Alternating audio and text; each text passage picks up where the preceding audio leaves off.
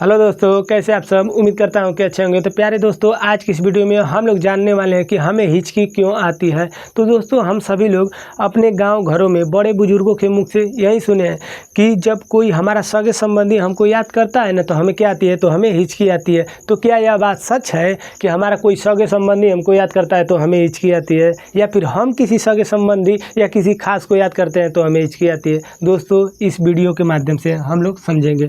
तो दोस्तों देखिए, ये जो आपको छोटा सा डायग्राम दिखाई दे रहा है ना, ये डायग्राम हम कह सकते हैं कि श्वसन नली का एक छोटा सा भाग है। अब इस भाग के माध्यम से, या कह लीजिए कि इस छोटे से डायग्राम के माध्यम से हम लोग समझ लेंगे कि हमें हिचकी क्यों आती है। तो दोस्तों देखिए, यहाँ पर लिखे हैं हम अमाशय और यहाँ पर लिखे है फेफड़ा।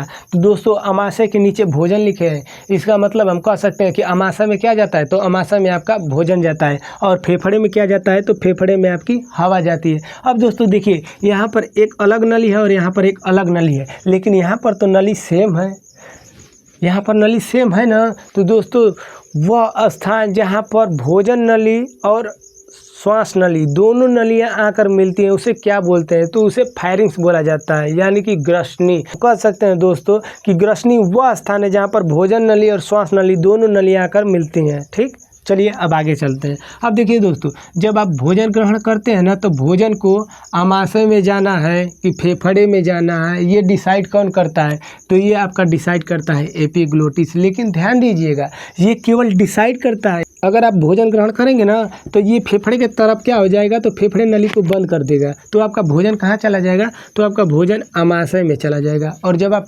सांस लेंगे ना, तो इस अमाशय वाले नली को बंद कर देगा, तो आपका सांस कहाँ चला जाएगा, तो आपका सांस चला जाएगा फेफड़े में। लेकिन इनको इंफॉर्मेशन कौन देता है, इसको संदेश कौन देता है कि भोजन जा रहा है या फिर सांस जा रही है, तो इसको संदेश देने का काम करता है आपका ब्रेन, यानी कि हम कह सकते हैं माइंड, दिमाग।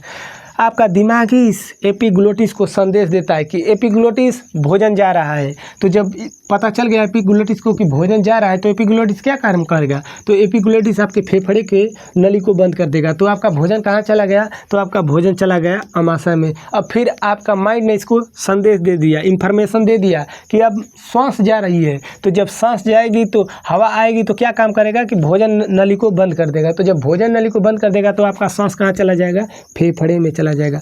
अब ये बताइए कि इसको इंफॉर्मेशन देने वाला आपका ब्रेन था ना। अब दोस्तों, कभी कभार ऐसा होता है कि जब हम लोग भोजन करते हैं ना, तो उस समय किसी दूसरे के बारे में सोचने लगते हैं, या फिर कभी कभार आप स्टडी करते हुए भोजन करते हैं, तो बस यहीं पे खेला हो जाता है। दोस्तों जानते हैं, जब आप किसी दूसरे को सोच रहे थे और भोजन ग्रहण कर रहे थे, तो इस एपिग्लोटिस को ये पता नहीं है कि आने वाला भोजन है कि हवा है। और इसको संदेशा इंफॉर्मेशन कौन दे रहा था, आपका माइंड ही तो दे रहा था। अब माइंड खुद वहाँ पर नहीं है, यानी कि आपका प्रेजेंट ऑफ माइंड आपके पास नहीं है, आप तो किसी दूसरे के बारे में सोच रहे थे, तो आपका पूरा ध्यान तो वहाँ पर केंद्रित है। तो यहाँ पर इसको इंफॉर्मेशन देने वाला कोई नहीं है।